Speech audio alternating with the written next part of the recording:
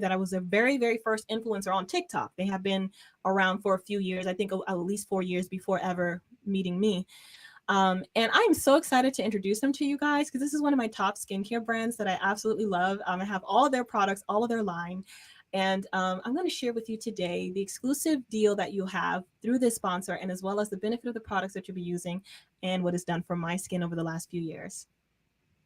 Brand is also one of my favorites, and this brand is called Your Skincare. This brand has tons of different options that you could choose from. They also have an A to Z set and also individual products that you can use. I've actually been using this brand for a full year, and their stuff delivers, and I often get compliments on my skin. So I'm super excited to share this one with you guys today. There are two products that I'm going to share in this video out of their entire line. So the first one is going to be the Purifying Clay Mask, and this clay mask, ladies, is like no other clay mask I have ever tried. It is top notch. And the reason why is because it has bentonite clay, salicylic acid, and glycolic acid as the three main active ingredients. That bentonite clay is going to help to detoxify the face. You have salicylic acid that allows this clay mask to tackle acne in 15 minutes. You will see your acne breakout totally diminished, and by the next morning, completely gone, just by using the clay mask. Also, this clay mask helps to tighten, firm, lift, and also brighten. And you will notice your skin brighten within your first use of using it. Yes, you heard that right. Usual clay mask, it takes about 3 weeks for you to see that change, but this is the very first clay mask I have ever used that you see the change in your first use of using it. It is that powerful. Also minimizes and cleans out the pores as well, and just leaves you with this beautifully radiant skin. Now, if you have dry skin, it's recommended to use this clay mask once a week, and if you have oily skin like myself, you can use it up to twice a week. I'm telling you guys, when I use this clay mask, I really feel like my skin is set for the next few months before needing to go in with it again. The next product from them is going to be their lip balm. I love this lip balm because it has hyaluronic acid, shea butter, jojoba seed oil as your three main active ingredients, notwithstanding that there are inactive ingredients also that are also all oils. There's peppermint oil, fruit oil in here, raspberry seed oil, etc. Castor oil is also in here as well.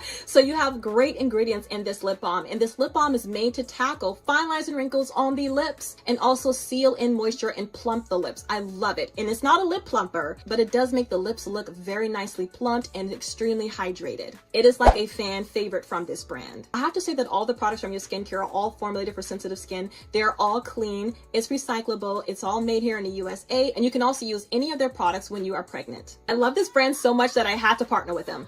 And so I go live on TikTok, and they allow me to do giveaways, and I'm live for at least 2 hours doing these giveaways with my followers, and also live stream exclusive discounts. And these are discounts you can't get if you're not shopping live with me. So ladies, if you do want to hop in and you want to grab some free stuff for yourself, I highly recommend you follow me on TikTok, because that is where it is popping when it comes to all of these brands. Also, check that out. And remember that true beauty comes with living in the peace of God, purpose, and a life full of love and serving others. Again, I hope you enjoyed today's video, and if you subscribe, I'll see you in the next one. Bye. Absolutely love this brand, guys. This is a video that I've done as well. Done many videos with them because I love their product, and like I said, I have their entire line. I'm also pregnant. I am in my third trimester. My God, it's getting there to the wire. I have like 2 months left and I'm feeling it. But this line is one of the safest lines that I have, that I use. Like I said, I've been using them since 2023. That's when I was also breastfeeding as well. But yeah, I love this line. So you'll see there's their night cream, and also they have a makeup line too that is pretty bomb. Their clay mask is that black little object you see there me holding. Their clay mask is pretty awesome. This one right here is talc free. I usually only recommend pressed powders or loose powders that are talc free, because that's just more healthier for the skin. And this one is awesome. It holds the makeup in place. It's great if you have oily skin, because it holds the makeup in place for at least 12 to 16 hours. And that's preventing any oil spills.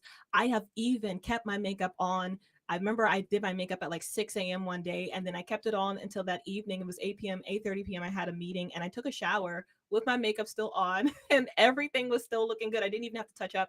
I just love this because this is a skincare brand that prioritizes cleanliness, but then also they deliver on their makeup stuff too. So they got skin tints, they got all those types of things. I believe they're supposed to be releasing a new lip balm as well, but we'll get into that later when they release it. But if you would like to check them out, there's a link there. It says Your Skincare /? discount equals Aisha. That's where you can check them out. They do have these entire boxes of kits. And one thing I love about this brand is when you get on their website, you're going to see that they have an AI skincare tool. Okay. And this is one of the first brands I had ever partnered with. And I partnered with like hundreds of brands, but this is one of the first skincare brands I partnered with that actually utilized an AI skincare tool. This was back in 2023. Like I said, they had been rolling here in the US years before ever meeting me, but they had an AI skincare tool that allows you to get a more accurate skincare line or skincare products with the issues that you have, because I might be breaking out and you might be breaking out, but the reason why we're breaking out could be totally separate. I might be a coffee drinker, you're not. I'm in a humid environment, maybe you're not. All those things affect the skin. And so using the AI skincare tool, they're able to give you a more targeted and I would say even less expensive approach to you tackling the issues that you have. And I love that accuracy. And when I did their skincare line, I went through the entire process just like a regular customer before ever, sharing them with my audience. Their stuff like just delivered. I love the it gave me the hydration kit, which was one of their most expensive. I believe it's like $200. That's the entire system though. That's night and day. And you have that for a few months before I think about 6 months before you need to get another kit. So it's pretty bomb. But with that being said, you can get their kit. They got tons of individual products to tackle lots of different issues. And again, their stuff remains clean. They're items you can use while you're pregnant. They're all made here in the USA. And they got lots of different options, even down to cleanliness of your skin. They got gloves, like your gloves to help you to like scrub gloves to help you with taking care of your skin when you're in the shower, etc. So they have so many different options, and their skincare routine does not take that long to do. Okay, so it's not like you're spending a whole hour trying to get your skin to look great, and it's highly effective. So definitely recommend checking it out. My audience on TikTok loves this stuff.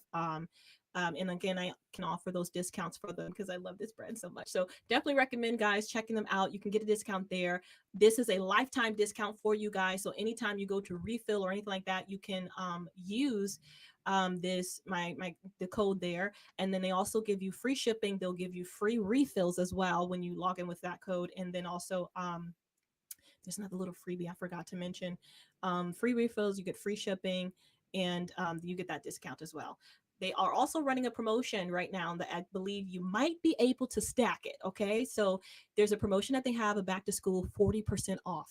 Okay. So you can also take advantage of that if you want to get like one of those big kits as well, just like a skincare routine. It comes like in this beautiful green box. It's like very clean and just nice.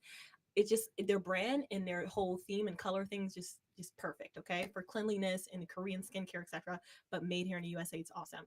So yeah, check them out. All right, so want to get talk with you guys about the first topic of today's episode, and that is the Trump DC power shift. I've been kind of doing some research in this, and I wanted to bring to you guys my findings and what I see taking place and my perspective on this. So Trump decided to federalize DC, and he did that without the mainstream media false, narrative reportings. And he also did that through the Home Rule Act of 1973 instead of going through Congress. And I had to look at why he went through this route. And I know that Trump likes to do things immediately. He doesn't like to necessarily wait on approvals if he doesn't have to do that. And in this case, he didn't have to, and he did everything legally. So when we talk about the mainstream media, there have been many reports about DC's crime stats being there's been a manipulation of their crime stats, as well as a underclassification of those crime stats. And you had people that were even whistleblowers that were in the department that brought this to the light. And I'm going to bring those to you guys so we can see what was taking place, because when you hear Trump mention this, and the mainstream media never usually hits on these they don't ever cover these stories. They cover the perspective that they want you to take on the story, which is a lot of time false. So, and I'm going to prove this to show you guys. So DC, of course, I want to say that it's a federal district. It is not a state. So the laws are subject to congressional control rather than a full state sovereignty. It's very unique, very different. And this was just from our founding fathers. I'm going to digress there so we can get more into this story. But in 2020, we had a whistleblower allegation, and this was from MPD, Metropolitan Police Department's Sergeant Charlotte. I believe I'm saying her name. I'm not sure if I'm saying her last name right, but it's Giselle, DJOSSOU. But she filed a lawsuit alleging that police leadership directed officers to downgrade felonies to misdemeanors. This is a huge, grave like incompetence and just error. I don't understand why our leadership does this. It's like, if your leadership is failing, you have to maneuver things to change it. Otherwise, the people that you are serving are affected. But I'm going to get into that more as well. But the things that she said, that they were reframing a violent assault. And in one news article, they talked about the assault that or crime scene that she was on, where a woman got stabbed from like a gash, a deep, deep gash, she said, from her forehead all the way down to her chin. And they classified that, instead of saying it was, like a stabbing, like a felony assault, they said it was a sick person to the hospital. Imagine if that was you that got assaulted. I'm sure you would want the right classification for what you just experienced, so that person has full accountability for what they did, right? Okay, so you have that person, and this person, Sergeant Charlotte Giselle, I hope I'm saying her last name right. She also was a military veteran. Okay, I believe she served at the MPD for like 16 years or whatever. And before she filed this lawsuit, she did bring this to her superiors that this was wrong, and she faced backlash for it, which is why I think she probably went the lawsuit route. And then later she she is no longer, they call her former sergeant, etc. So we know she's no longer now a part of the MPD. So this is one thing that the Washington Post, the New York Times, and Politico did not cover at all when they said that the crime stats, Donald Trump is taking over DC, and the crime stats are still showing that it's at a 30-year low, right? Even if, okay, let's say even if this stuff wasn't coming out, that there was a lot of misinformation, declassification, and a lot of fraud happening with the Metro Police Department, even if that wasn't taking place. If you're like, I love this analogy that I saw on Fox News. The woman said, if you're 800 pounds and you lose 600 pounds, yeah, that's good. But you still got a ways to go, and there's still a problem, right? So even if crime comes down, if it's still a huge problem where people are getting mugged on the streets and they're getting shot or beaten up and their cars are being stolen, etc., you even have journalists in DC that have reported that they themselves have been victims of crimes in DC, which is pretty sad. There was one reporter that I saw in a recent press conference with Press Secretary Caroline Levitt, and he said that his house was somehow his house caught on fire. There was like someone that was trying to burn his house down, and his newborn baby was in it. He had to rescue his baby, so he knew he understands the gravity of this, and he. In stating that, you could hear the anger in his voice that these news articles, mainstream media, is trying to downplay this, and instead of actually do the research. These are Politico, Washington Post, and New York Times. They're not like amateurs, okay? They know how to be a great journalist. As a matter of fact, they know how to manipulate the American people at that. They understand the psychology of this. They understand how to do great reporting. This is available to them. This whistleblower, her allegations, and I want to get to the settlement too in this case too, so I can share this with you. But all this is public for them. They can get this information. They can add the right information in their reporting, so we actually know what's happening, versus Donald Trump having to break this news to us.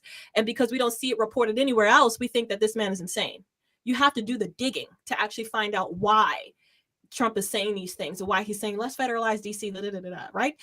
So the settlement for this the first allegation I'm bringing up to you guys, it says this case which was scheduled for trial, it was quietly settled out of court this month, actually on August 5th.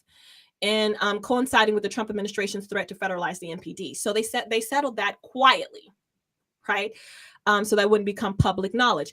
But then also there is another court filing too with this case.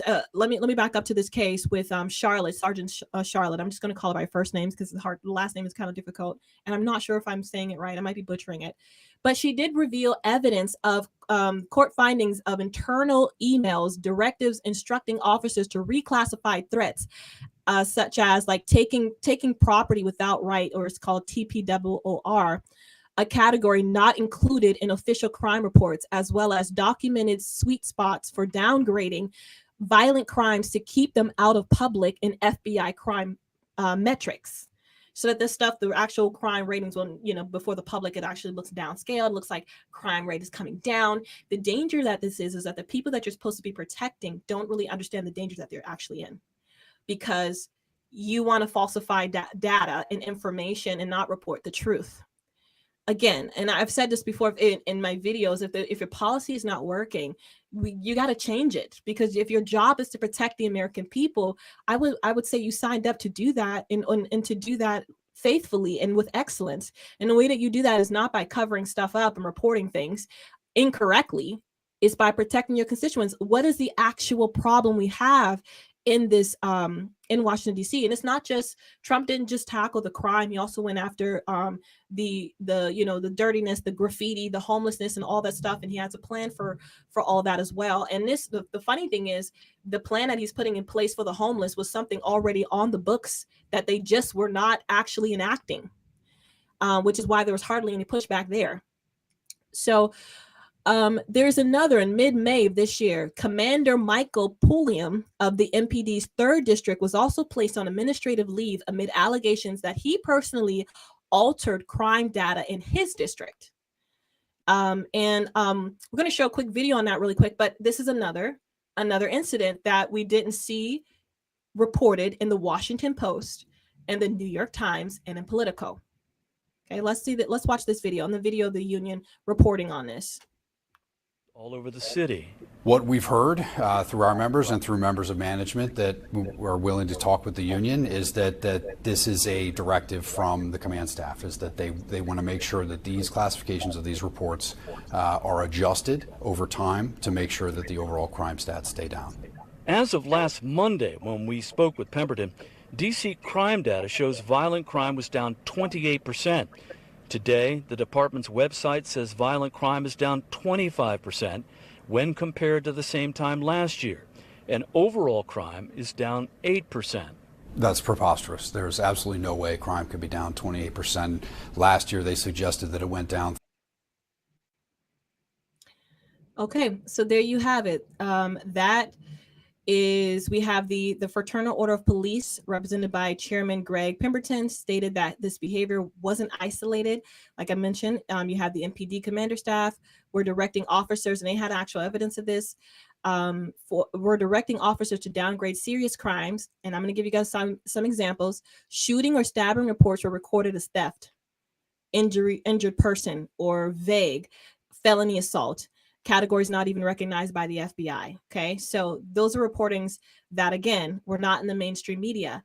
And if you're not, taking the time to do the research that these journalists that are, in the mainstream media are reporting and bringing, then it looks like Donald Trump, like the DC AG General Brian Schwab, this is not needed in the city. And yeah, DC is a more Democrat-leaning city, but the issues of defunding the police, not fully enforcing what's already on the books, all these things is resulting in the uncleanliness and the lack of safety within that district and within the state. And so I think when we look at this right here, I'm going to pull up, can we pull up the pictures of the stats as well? This is what the stats show, the statistics, not that one. Yeah, that one. There we go. Compared to other countries around the world, this is where Washington, D.C. stands. Okay, this is horrific. This is, in my opinion, this is also an embarrassment. I mean, this is our capital. This is a place where it should be a representation to the rest of the states of how things should be ran. In terms of cleanliness, freedom, safety, all those great things. We should have that. That should be just a resemblance, like an example to the rest of the world and to the rest of the United States. And we don't see that happening in Washington, D.C.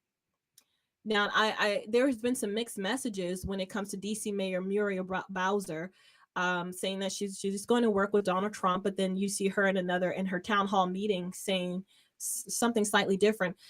I feel like in the United States, we have a lack of good leadership in certain areas. There's a lack of good leadership where it's more so about pride and trying to hold on to power and trying to say that my policies actually work. I'm more dedicated to my policy and what I told you I think will work versus actually doing the job of protecting my constituents, of those who voted me in, providing the necessary things that they need, being truthful with them. And I think my personal opinion, I know there's so many others that don't have the same opinion, but I feel like Donald Trump is very, very unique in that regard, because you see him not even wait on the mainstream media to report the correct things. He doesn't go through Congress, which you heard me mention earlier. And this is the reason why I think he doesn't go through Congress. He doesn't have to. He can invoke that Home Rule Act, which he did of 1973. But the risk of that would be bringing that up before an actual court. So DC could actually do a lawsuit, which they did. If he had gone through Congress, it would have taken him probably months to actually get anything done in Washington, D.C. in terms of deploying the National Guard, etc. And there's a possibility Congress might not have approved that, a possibility. So being Donald Trump, in the first term, he talked about warp speed, right? Being Donald Trump, when it comes to him getting things done for the American people, if there's other legal protocols that he can take that doesn't delay his process, he's going to take it. I mean, his first term was robbed from him, and he had a lot of delays because he constantly had to fight this narrative of the Russiagate, which we found out that he had no collusion with Russia. There's no evidence found on him, but he was constantly on the defense with this whole Russiagate thing, which we'll get into at the end of this podcast. It would slow down so much, and you had so much processes that got taken advantage of because people weren't in their right positions, because you had them like the AG at the time. He had basically stepped down and he was replaced, and then you had Robert Mueller who came in, and all this, all these investigations that took place that we'll get to as well. So in this term, though, you have Trump 2.0, who is running very, very hard. I think what they created was somebody who learned the system. He didn't come from a background of necessarily the political elite. So he learned the system. He learned what could be done. He put in place administration that he felt he could trust this time, because in the first term, he had an administration that was from the pre-Obama era, DOJ and the FBI. But this time he came in with the people he thought would be on his agenda, that would do a great job, etc. Now they're running. He has, not the same hindrances he had before, and he's going quick. I mean, look at the border. That people said that the border would take place, that closing the border, building the border, all the things like that would be years in the making. We see that happen in months. Before we even hit like the 4th month of his second term, the border was at its all-time low. I think we had 0 crossings. So if he doesn't have to go through those routes, and this was before the One Big Beautiful Bill. So if he doesn't have to go through those routes, he's going to, and it's legal, he's going to take it. He's going to do that. And he doesn't want to wait. If he doesn't have to wait, he doesn't have to wait. So this is the reason why I believe he went through this measure of the Home Rule Act of 1973 versus going through Congress, which he could have done. Because again, like I mentioned, that DC is not underneath the state regulations as normal. So basically Congress has, total rule over that area. Janine, I love Judge Janine's plan for the youth. If we can put that one up now. I wanted to share this with you guys. So this is 3 laws that Janine Pirro wants to repeal. The Youth Rehabilitation Act, which I find this one kind of funny because a lot, and sad at the same time. I find it funny first. I'll say that, first, because she mentioned that this Rehabilitation Act had to do a lot with like yoga classes, just fluffy stuff for these youth that, just like some like pat on the back for a heinous crime. So she wants to repeal that. She has mentioned that the Incarceration Reduction Amendment, she's talking about the cashless bail stuff as well, repealing that, how it's actually been damaging since it's been implemented. And the Second Chance Amendment Act. So she wants to go ahead and repeal these because these are some of the laws that are in her way when it comes to prosecuting. Now we're talking about when we look at the crime stats in Washington, D.C., we're talking about kids that are like super young, like 14, 15, 16, 17, they're like teens. And so, as I look at this, I'm like, there's a deeper issue. Now, what Trump can do at his level is these, executive orders and lay down the law, etc. But there has to be something done at the local level to help these teens to choose a better path. I understand that at the end of the day, it is a choice, and you can put in front of them, the right choice, the right thing to do, and they can still choose to do the wrong thing. I remember my husband started an entire homeless ministry here in our state in South Carolina, where he actually ended up cleaning up under our bridge. We had a ton of homeless tents there, Tent City. And he actually caught the attention of our mayor because there were so many homeless people coming off of the street. And we were doing this all just with our church funds, no other assistance. So he got a van. Our church got a van for him to bring the homeless to our church. In the morning, they would get a lunch. They would attend service, and we would tell them that you can get breakfast, and then you're going to attend service, and then after that we'll have lunch. And with our own money from our church, okay, we were able to help them get put up into hotels, go to rehabilitation centers where they're able to start their whole life around. And we saw something took place in the minds of some of these people. Some of them actually changed and did things for the better. But then you had people that, despite the assistance you freely gave them, still wanted to go back to their old ways of doing things, still wanted to go back to the streets. They still have this poverty mindset, and they still wanted to go back to their drugs and still want to go, so you can present those things to them. Give them an opportunity to make the decision. And at the end of the day, they have to live with those consequences.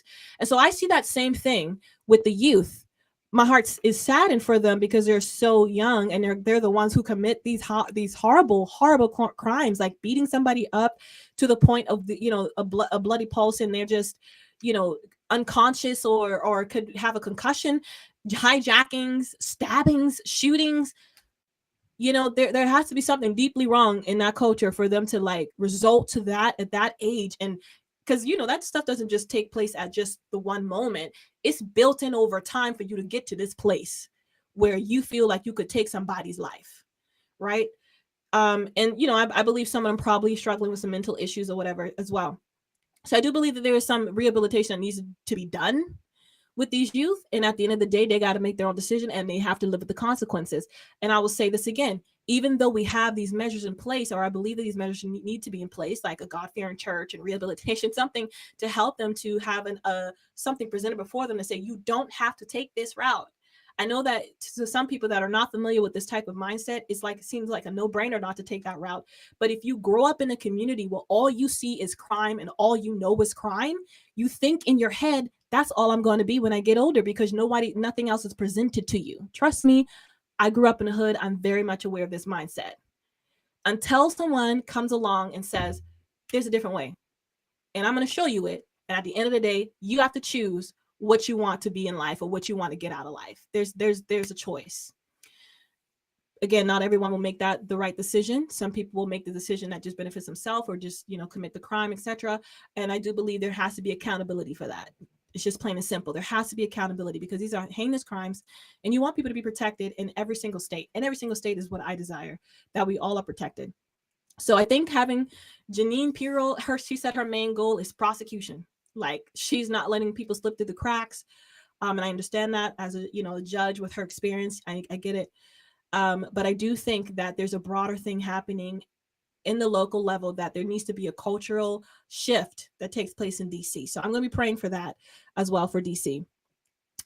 The next, I want to also hit on this issue of I've seen a pattern with the Democrats. Okay. So yeah, we have this redistricting thing happening. Okay. But I'm going to put that to the side for right now. And what I want to talk to you guys about is Jasmine Crockett, AOC, and Zohran Mamdani. I've been researching these three a couple, for the last few days. And I'm looking at a pattern that I see with all three of them. Okay. Especially with Zohran Mamdani and what his policies are for New York City if he ever becomes mayor. I pray to God he doesn't. But, this I'm going to share with you guys what I see as a pattern with them, with all three of them. Because there's some findings that came out that that Jasmine Crockett is actually not from the hood. She's not who she actually portrays to be. And this is, you can look this up online. You have to research this stuff. AOC also always claimed that she was from the Bronx. And I believe in 2018, she even went against the person that was going against her for Congress. She constantly said that they're not Bronx enough. They're not from the Bronx. And you always hear her mentioning the Bronx when she's actually not even from the Bronx. So that came out too. And then you have Zohran Mamdani, who thinks he's someone that he paints himself as someone who's for the working class. And this is what he needs to do. He wants to be this provider for the working class. He wants to give you guys free grocery stores. And he wants to run a grocery store, the transit system, and all these things. And he didn't grow up at all like a working class. So, and I'm going to show you guys some evidence of this. You can go and look this up for yourself as well. Benny Johnson did a whole series on I believe all three of them.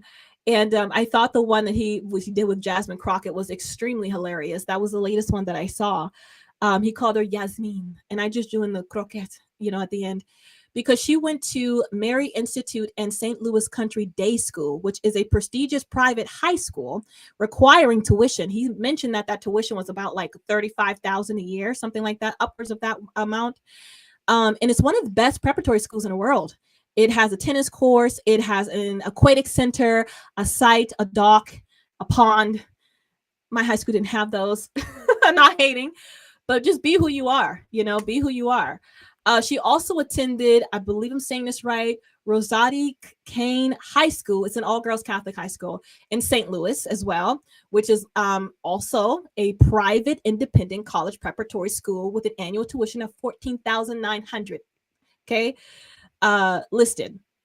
And then she later on accepted, and I mean, like, these high schools will get you into prestigious colleges. Okay, guys, that's what it yields. Their test scores are like pretty high up there. It gets you into really good colleges. She later got accepted into Rhodes College in Tennessee. And then she also attended Thurgood Marshall School of Law, totaling her education, Benny Johnson reports, to like $1 million for entire education. I think that's awesome.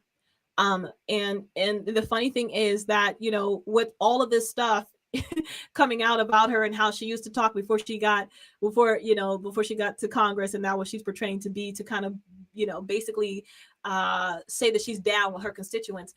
I just think, like, just be who you are. If there's we all adapt, we all change and everything like that. But if that's not who you are, just don't pretend to be something that you're not, and so he calls her Yasmin in this video because of all of the things that she the schools that she went to, the area where she lived, and all those things like that. In the way that she's portraying herself in the media right now as being somebody who understands the working class, etc.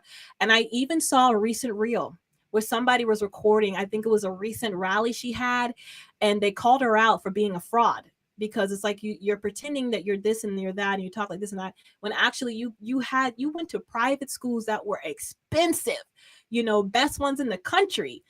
And you would expect someone with that type of background to just own it. Like, that's a really great thing that you have that background and you're able to do that. I think is beautiful. But the fact that you feel that you have to downgrade who you are, or it looks like it, like she's acting like she's this ghetto person who came from Texas, when actually she grew up in St. Louis. I think she was in St. Louis, I think it was like 20 years, something like that. So I mean, that's your background. Just own that, and it's just interesting that they all portrayed to have understand the working class, to be of the working class, to be from these places of the working class, and they're literally not. Then you have, I'm going to go to AOC. I believe we got some. Do we have I have an asset for AOC? AOC is very interesting. She's from Yorktown Heights. Okay, this is a very prestigious location. Okay, guys, this is it's beautiful. Let's go to the next image. Like, look at some of these houses. Okay, so these are this is where she's from. Okay, but she says that she's actually from the Bronx. So she's a Bronx girl, and Bronx this and Bronx that and Bronx that. And then the funny thing is, like I mentioned, in 2018, she called out her opponent who's running for Congress, that he was not Bronx enough and all these things like that. And the Democrats, I've seen this pattern. They accuse other people of doing the very same things that they're doing themselves. And for some reason, psychologically, this works with the public, because we don't do the research, I believe.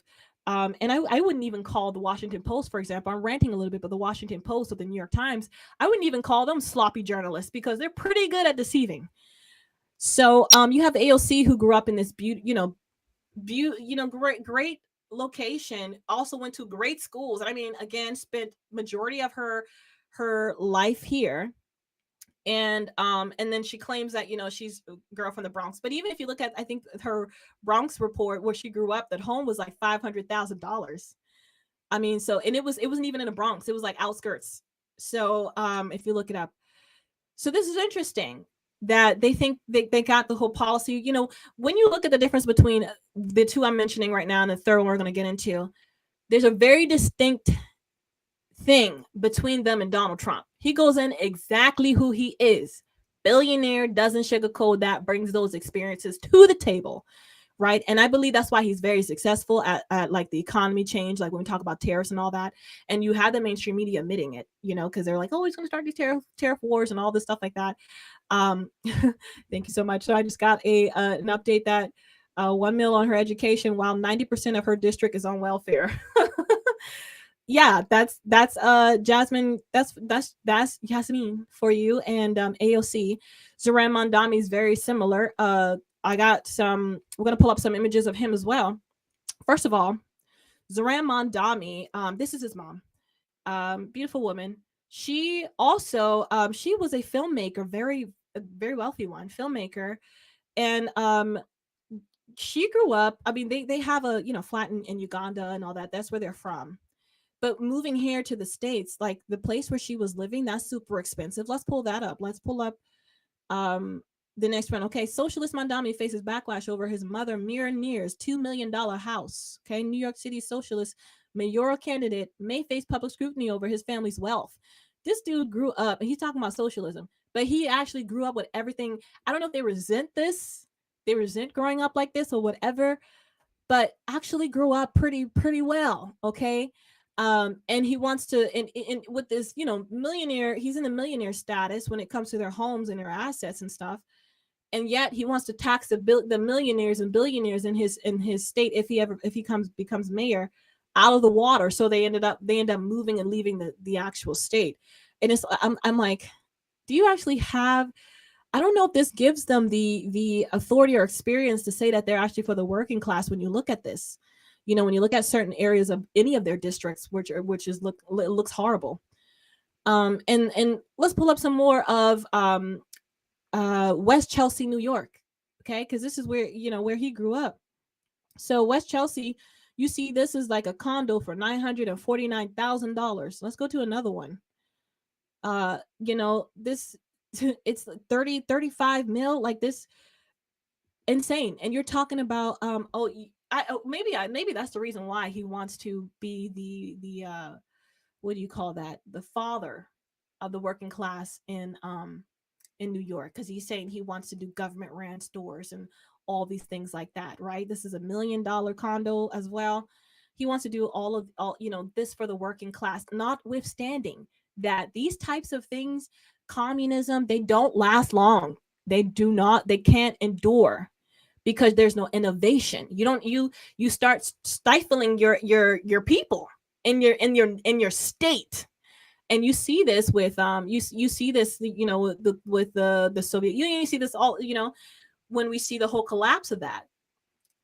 There was a lack of innovation. When you talk about East and West Germany, when we had that whole split there, you saw that there's that sector that they were booming, they were doing great.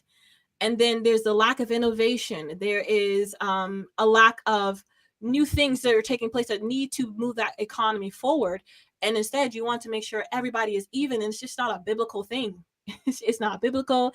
It doesn't work long term. And it ends up destroying the economy and causing people to, like we saw, I believe it was in East Germany, you saw people just wanting to cross that Berlin Wall, wanting to escape. You know, they were ready to leave. They were ready to get out, okay, because they were living in poverty, and they didn't have everything that they need. And the others that were taking the West mentality of capitalism were doing better than them.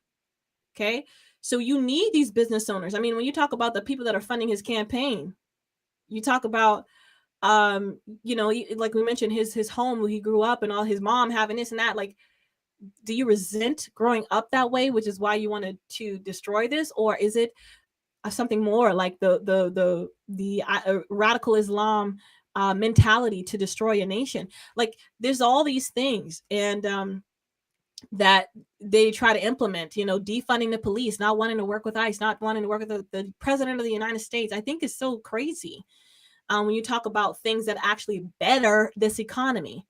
Okay, so why would you not want to safer streets for people that you are supposed to protect? Why would you not want an economy that's thriving when your legacy is on the line and you become mayor? Why would you not want that? And it's easy to take advantage. When I'm noticing getting into this space of politics, it seems more easier to take advantage of states that are suffering already economically when you promise them something different that they think that might actually work, whatever could take me out of this position that I'm in. But we pay attention to Trump and what he's doing. Like when you start to do something, there's always this like disruption that takes place. I love what Myron Golden says. Like he says, disruption follows intention. So basically, anytime you start something, let's say you start a small business or whatever, there's always some little hurdle that comes, right? But then in the end, when you push through that, you see the benefits. Most times you see the benefits, and that might be a pivot of a new business or whatever the case might be. But my point is that Donald Trump knew and understood the risk as a businessman when he took this decision to do tariffs, when he took all those things that to us that we had never seen before that seemed scary. But he brought in his experience doing that. He didn't just say like these policies are going to work. They're going to work because this is his experience being in real estate. This is his experience working with leaders around the world as a billionaire. This is his experience having donors and, that connection with world leaders before he ever became president. And he brought that to the table. And now we're seeing our economy, we're seeing the manufacturing coming back, we're seeing all this come back. And we will see an economic boom as a result of this. This stuff takes time, of course. But, the reportings on our economy, our inflation and all that, you see that, doing very, very well at this time. Okay. As a result.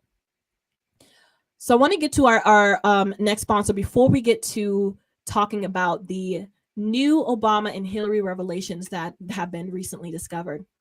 So our next sponsor is Augusta Precious Metals.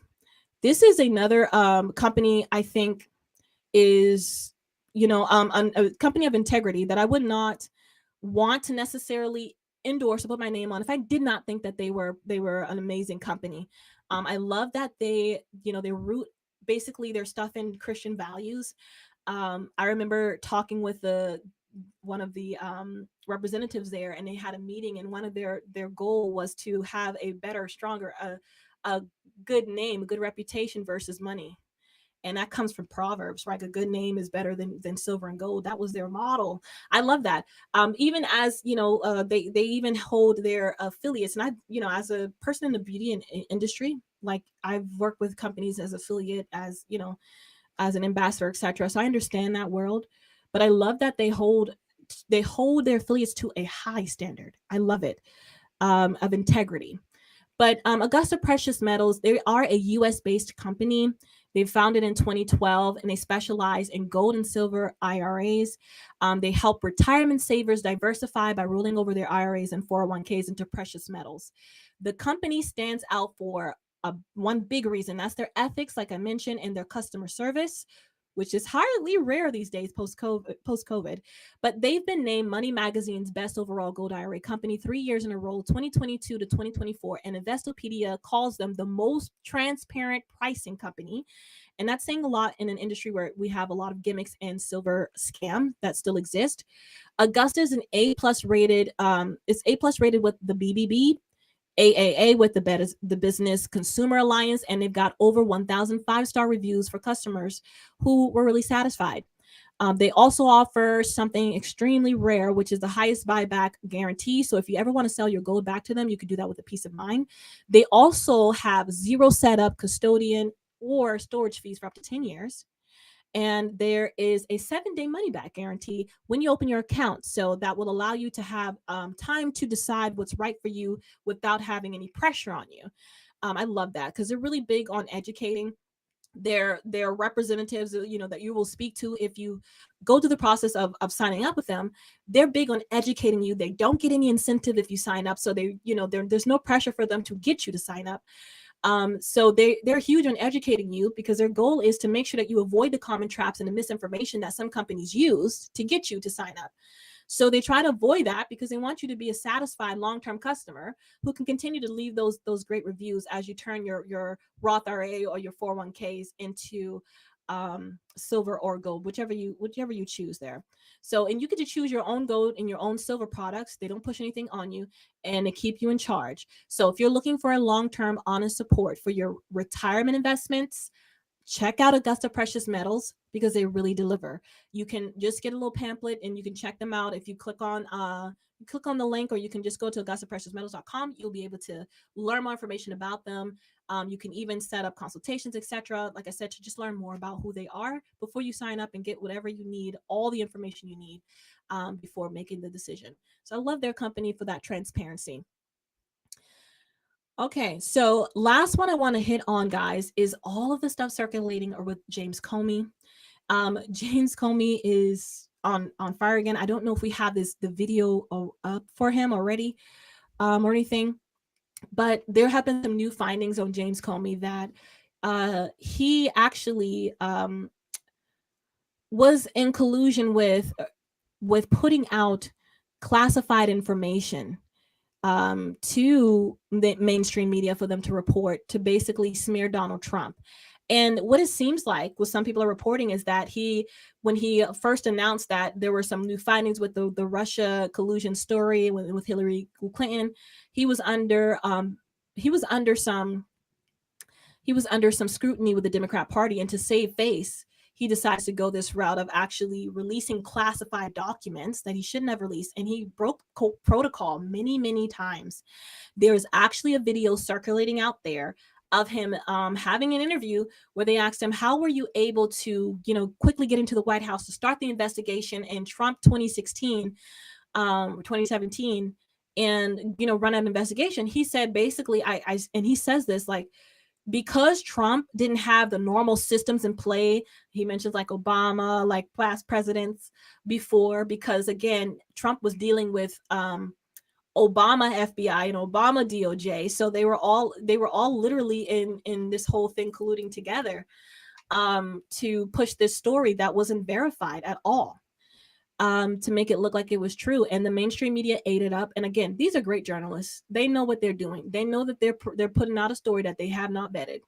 And if they do find information that shows otherwise, they still don't put that information out for the public, leaving you to believe lies and even have to do the research that they should be doing yourself. So James Comey got with a professor of, I believe, of Columbia University, who had ties with one mainstream media outlet. I can't remember the name. I think it was the New York Times, or was it Washington Post? I can't remember for sure, guys, so don't quote me on that.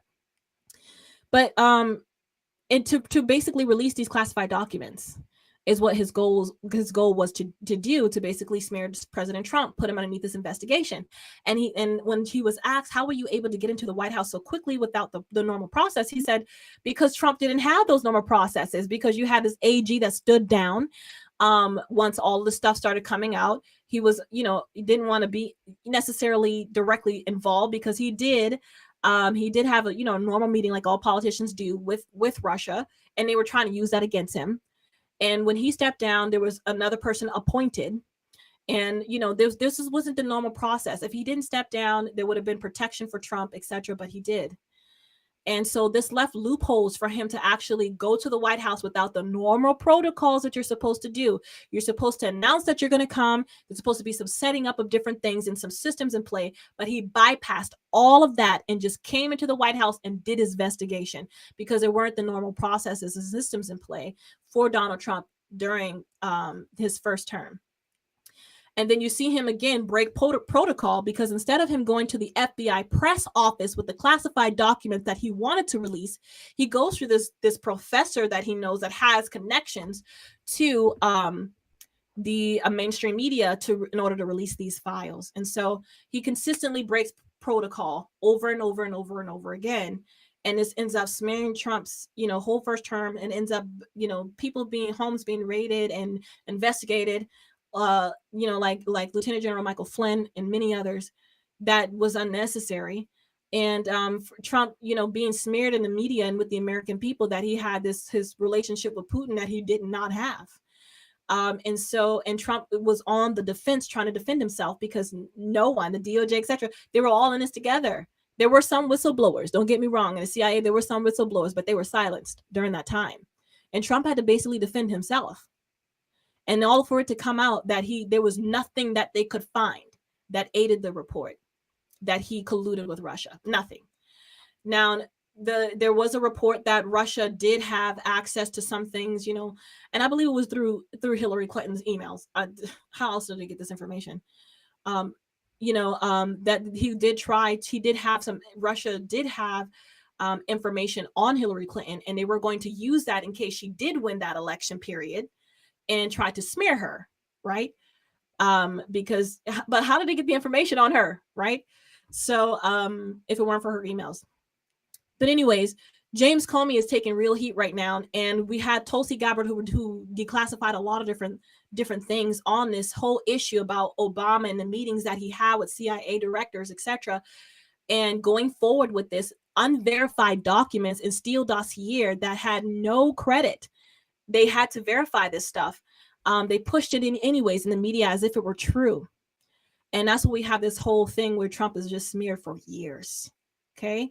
And he's still having to fight that. He's still having to prove his credibility before the left, at least, because the people on the right have actually woken up. So there's just there's so much with this and with the mainstream media. And now it seems like AG Pam Bondi is going forward with an investigation. And so I'm going to keep you guys in the loop on that, because I'm going to do my best to follow this case closely as I possibly can. So the whole thing is unfolding. We're finding out what's true. We're hoping that people are held accountable to, this entire situation with the Russiagate, scenario. And I do want to mention this before we close today's segment. You did have Hillary Clinton, but Putin and Donald Trump did have a meeting recently in Alaska to talk about the Ukraine-Russia war. And he said that they didn't necessarily come to, an agreement. And he said that probably wasn't a possibility because you had the third party that needed to be there to make that decision wasn't there. But they did have some great resolutions to a step forward to a permanent, like a peace agreement. So, Hillary Clinton comes out and said that if Donald Trump gets this war settled with a peace agreement, that she will put him forward to a Nobel Peace Prize. But I wonder if it's just her saying that to kind of get on his good graces, because I haven't heard her say anything in regards to the whole Russiagate. And I get it, you're probably trying to be silent because if you say something that could be used against you. But she nor Obama have said anything publicly directly themselves. They have not said anything publicly about this whole situation. Now, Obama's office has said like, oh, this is, but they haven't themselves come out and said anything in defense of themselves. And this is the first we hear of Hillary Clinton, is her endorsement for Trump as Nobel Peace Prize if he gets this settlement with Ukraine and Russia. Okay, guys, I do want to thank you so much for being with me today. I hope this episode was extremely informative for you. Here's where you can find me on TikTok, X, and YouTube. You can find me on Aisha Speaks Truth, Facebook, Aisha Shrina, and my Amazon storefront as well. You'll find your skincare, the skincare brand that I absolutely love, 10 out of 10 would recommend, that I've been using the longest. If there's any results on my skin as to why I don't have certain issues with my skin as terms of like hyperpigmentation or melasma, it is due to your skincare. So I highly recommend checking them out. And you can, again, my Amazon storefront, if you go directly to their website, you do have that discount for you too, that you can take advantage of. So thank you guys so much for being with me. I will be live again. We'll be live again, I believe, next week, Saturday, 2 to 3 p.m. ET. You can join me then as well. So make sure you hit that subscribe or that follow button if you have not yet done that. And so you can stay tuned with me and hop into the lives and you don't miss the information that's being put out for you. And we will have some special guests as well. And then the weeks to follow that we'll be hopping into. So that'll be exciting. So guys, I hope you guys have the great rest of your Saturday. Stay informed, stay in prayer for our nation, for our president. And God bless the United States of America. God bless you. I'll see you guys.